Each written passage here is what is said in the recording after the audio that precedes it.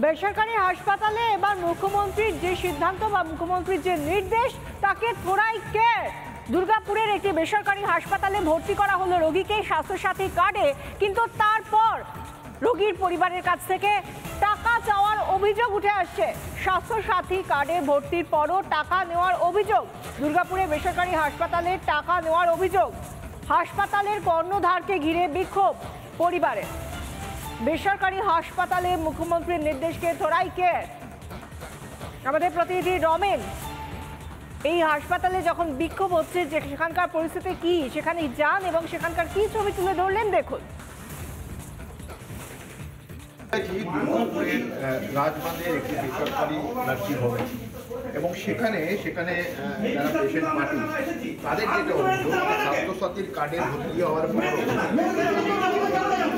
তাদের কাছে নেওয়া হয়েছে কিন্তু কোনো রকম বিল দেওয়া হয়নি।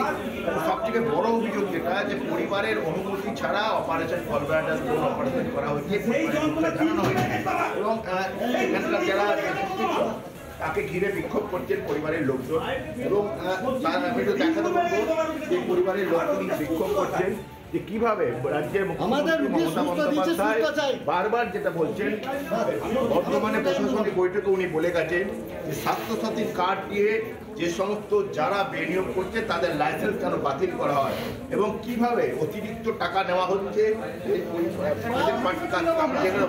ভর্তি করেছেন যে কত টাকা অতিরিক্ত নেওয়া হয়েছে। আমাকে 31,000 টাকা আবার নিয়েছে, অথচ বিনা অনুমতি ওরা অপারেশন করেছে। আমাকে জানা নেই তোমার পেশেন্টের রেকর্ড খারাপ আছে বা অপারেশন, আমি কোনো রায়ও দিই না। ওর বিনা অনুমতি পেশেন্টকে অপারেশন করছে, ওর লেবারে হাত দিয়েছে, দিক দেওয়া যায় না।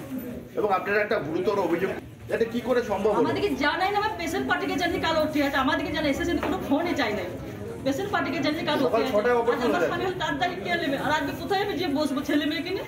পেশেন্টের কন্ডিশন প্রচন্ড খারাপ, ভালো নেই, পেশেন্টের লিভার ক্যান্সার। Liver cancer.